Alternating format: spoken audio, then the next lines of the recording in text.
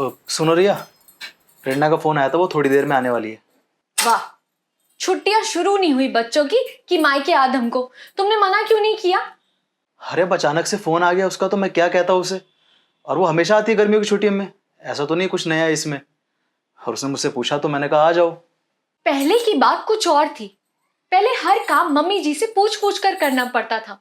Mummy जी के दुनिया से चले जाने के बाद दीदी को कुछ तो सोचना चाहिए। अब ये घर मेरा है तो सब कुछ यहाँ मेरे हिसाब से चलेगा। कम से कम दीदी को आने से पहले मुझे तो कॉल करना चाहिए था। अब इस बारे में मैं क्या ही कहूँ ना। अब छोड़ो ये सब बातें, वो 2-4 दिन में रहकर चली जाएंगी। अच्छा ये बताओ, मैं मार्केट जाऊँ, उनके लिए कुछ लेकर आना है? अब दीदी के लिए क्या मार्केट से कुछ स्पेशल मंगवाना है?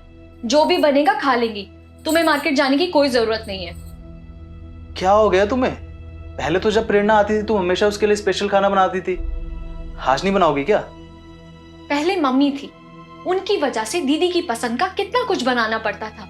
पर अब ऐसी कोई टेंशन नहीं है। जो भी बनेगा उनको खाना पड़ेगा। और अगर उनको नखरे दिखाने हैं तो अपने घर पर ही रहे वो। और हाँ, तुम मेरी बात ध्यान से सुन लो। अगर 1 रुपए भी तुमने अपनी बहन की फरमाइश पूरी करने में लगाया ना तो तुम देख लेना, मम्मी जी ने जीते जी तुम्हारी बहन को भर भर कर दिए। अब तुम भी ये सब करने मत लग जाना। सुन रहे हो ना मेरी बात?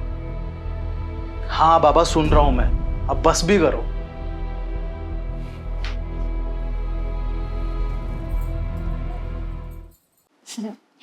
दीदी आप अचानक से आ गई। अगर आप मुझे पहले ही बता देती तो मैं आपके लिए खूब सारी तैयारियां कर देती, आपकी पसंद का खाना भी बना देती।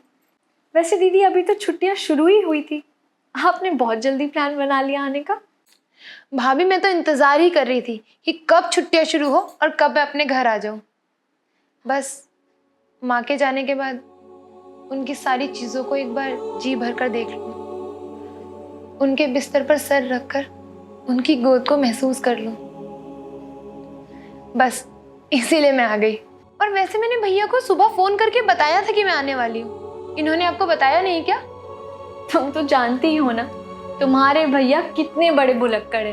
इन्हें कहाँ कुछ याद रहता है। अगली बार तुम्हें आना हो तो मुझे कॉल कर देना। भैया आप बताइए, आप कैसे हैं?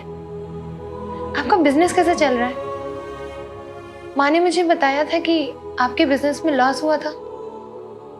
पहले तो माँ से सब कुछ पता चल जाता था, लेकिन अब आप मुझे खुद सब कुछ बता देना। कोई परेशानी हो तो मैं हूँ। हाँ प्रेरणा, वो माँ की डेथ से पहले थोड़ा सा बिजनेस में लॉस हुआ था, लेकिन अभी सब कुछ ठीक है। तुम बताओ, तुम्हारे ससुराल में सब लोग कैसे हैं? तुम्हारी सास ससुर कैसे हैं? मेरे ससुराल में सब बहुत अच्छे हैं। बस आप लोगों से मिलने का मन था तो जल्दी जल्दी में चली आई। एक ही रात के लिए आई हूँ, कल सुबह चली जाऊंगी। कल सुबह ही वापस चली जाएंगी आप? एक ही रात के लिए आई हैं? हाँ भाभी, एक ही रात के लिए आई हूँ। स्पेशल काम था ना, इसीलिए। पहले ही पता था मुझे, कुछ पैसे वैसे मांगने आई होंगी। कैसा स्पेशल काम प्रेरणा?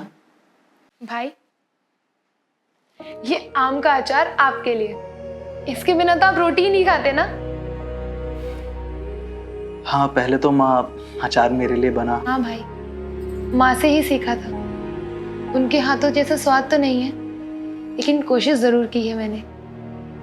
और भाभी ये आपकी फेवरेट मठरी शुद्ध देसी घी की है। दीदी ये सब हमारे लिए मम्मी ही बनाया करती थी। और अब पहले माँ बनाती थी, अब से मैं बनाऊंगी। माँ चली गई तो क्या हुआ, उनका प्यार और उनका आशीर्वाद तो हमेशा हमारे साथ है ना।